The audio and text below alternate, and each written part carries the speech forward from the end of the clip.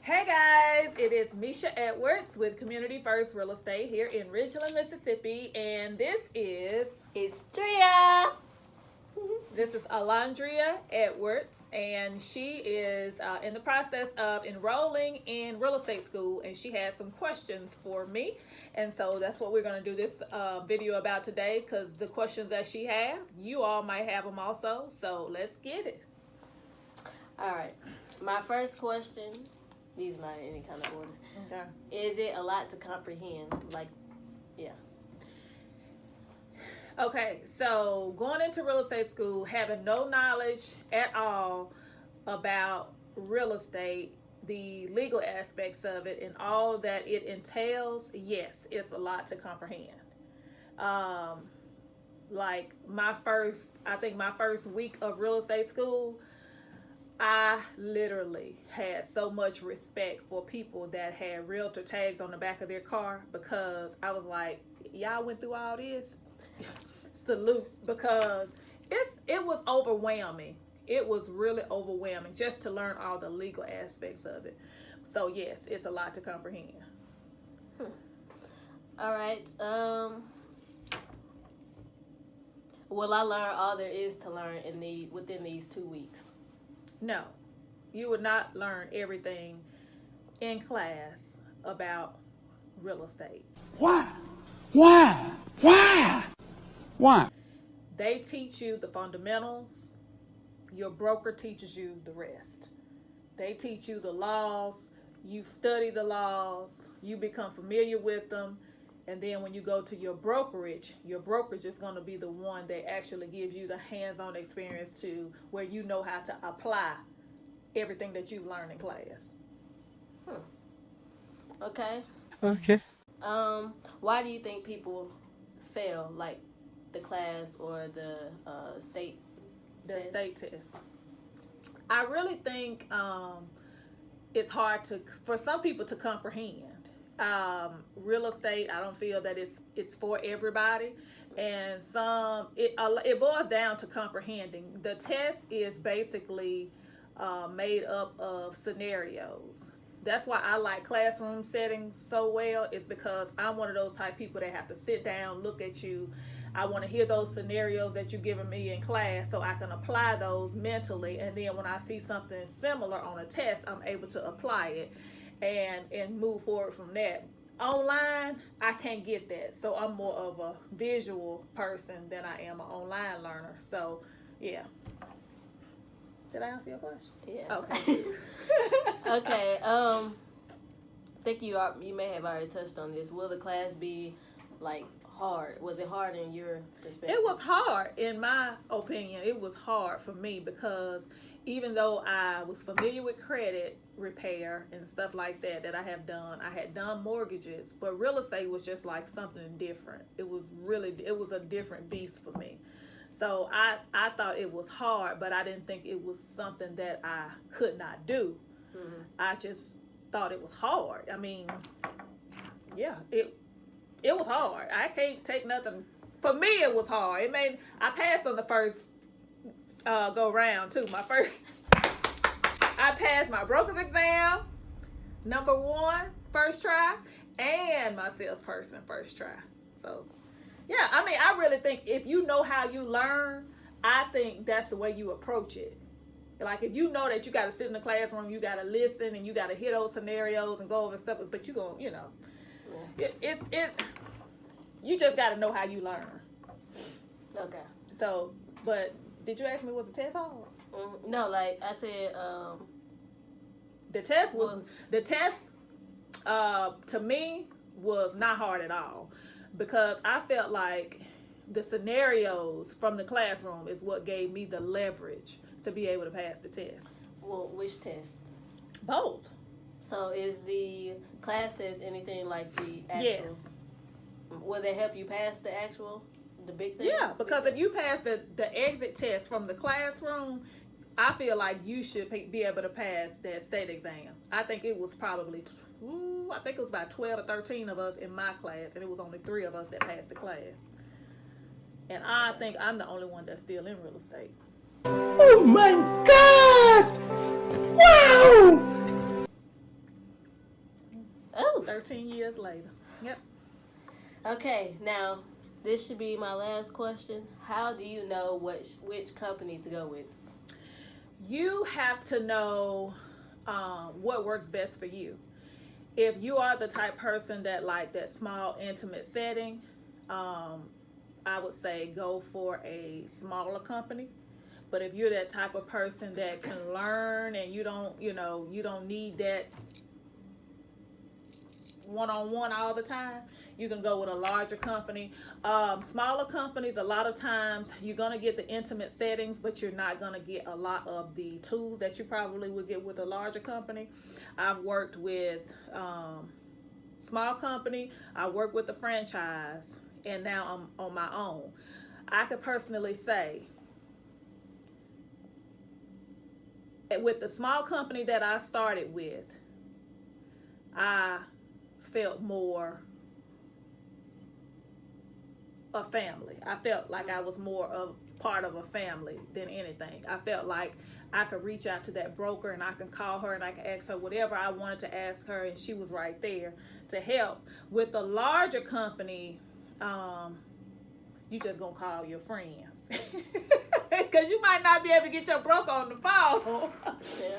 But with the larger companies, they may offer those tools that you're needing that you may not be able to pay for in the beginning of the process. For me personally, I like the smaller company just because I like to be able to reach out and text my broker, call my broker, I got a question, that kind of things. And sometimes the larger companies, they will have like mentorship programs set up where you may have a mentor that works with maybe about 4 or 5 people, and you can call that mentor and ask them a question. But for me, there's nothing like getting it from my broker. Okay. So it's just whichever way you feel fits you best. Okay. Now, I just had the question in my head.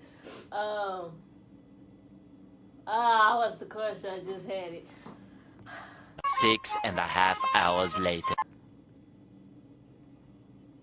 I forgot my question.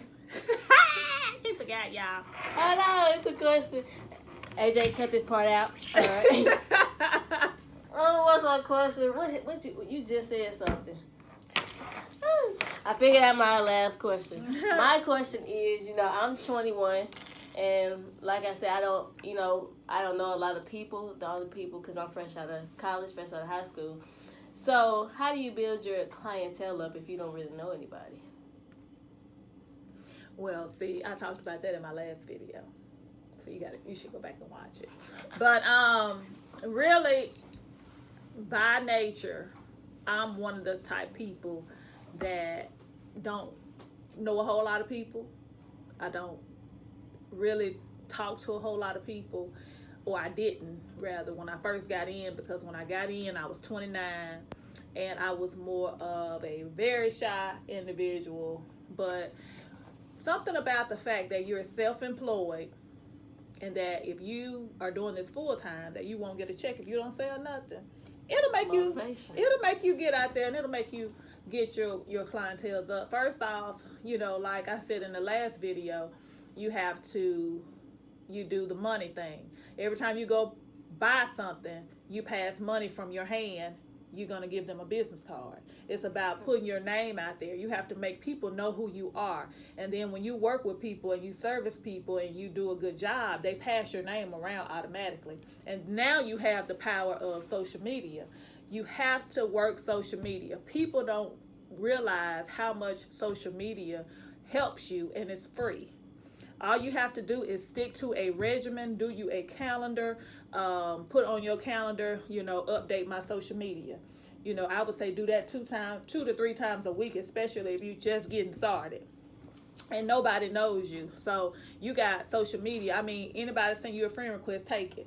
I mean, just take friend requests, send out friend requests. Everything that you give out should have something saying that you do real estate some kind of way, because people just not going to automatically know that that's just what you do.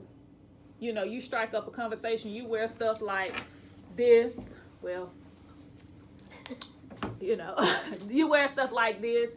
You wear your pen. You do, you attend functions and stuff. Develop a name within the community. You got your class that you graduated with. If you still have all those people on your social media, when you post something about being a realtor, they're gonna be like, "Oh, my friend's a realtor." If you still have their information, if you don't, you can inbox them and you can say, "I'm a realtor now. If you know anybody, any of your friends or any of your family looking to purchase or sell, I'm willing to help them." That's some ways you can get your name out there amongst your peers, because you got the technology peers. Everybody got their phone in their hands. If you got their information, all you got to do is inbox them, text them, get on Snap and put a Snapchat. I mean, it's just so many ways out there to get your name now. It's not like years back when the only way somebody was going to hear about you is if you was there in their face. So it's all you got to have in real estate is initiative, drive, and marketing. And you can do it. You can do it! So, Okay. I promise y'all, this is my last question right here. It's my last question. Now, with me being so young, I mean, of course I'm going to pass both of the tests. In some businesses, they say people don't use you because you got a young face. They think you don't know what you're talking about. How do you get over that and get your right clients without them thinking, "Oh, you don't know what you're talking about because you got a young face, you're 21, they older." You don't sell them with your face. You sell them with your knowledge. So what you do is you get on there and you talk about what you know. Videos are your friend. Regardless of how young a person look, I can go to the doctor's office. My doctor can look like she fresh out of college. But if she's spitting knowledge, that's all I'm listening for. I don't care how young her face look. If she's talking to me in a way with confidence and telling me what she knows, and she's delivering everything in a way that's convincing me that this girl knows what she's talking about, I'm going to stick with this doctor. I don't care how young her face look now, but if you look young and you come in there tripping over stuff and you looking crazy, this ought to do the trick. Voila! Feel better? I don't know. Help! I'm shrinking! No! Please don't hurt me! then of course I'm going to question you. But look the part, talk the part, be the part. As long as you do that, you'll be fine. It's not like me when I was 21, I think, trying to open a daycare, and I looked young. See, I wasn't going to trust my kids with nobody that looked like that. But see, and then another thing is, you're not the broker as well. So anything that you don't know, you have a broker that's going to be backing you and telling you, assuming I would be your broker, you can always text me and ask me a question real quick, and I'm going to shoot you the answer right back. My answer will probably be back to you before they get done asking the question almost. So, and then, of course, training has a lot to do with it. Training builds confidence. And so that's one thing that we'll sit down and we'll do. Become familiar with forms and the way things should be handled and questions that you're going to hear a lot of. And you'll see me run through my transactions. So once you see things done in a certain way, then it'll automatically, because you know a lot of stuff already being raised up around it. You just don't know you know it yet. So, yeah, you'll be good. It ain't got nothing to do with no young face. It got to do with something that's up here. Y'all heard that? She said, "Here." Y'all heard that? So that is all of my questions. Thank you. And y'all, I'm going to be in real estate school within the next 2 weeks. So, yes. And please like, comment, and subscribe. You can also follow me on Instagram. And my Instagram is going to be here. Andrea's Instagram is going to be here. See y'all. Bye.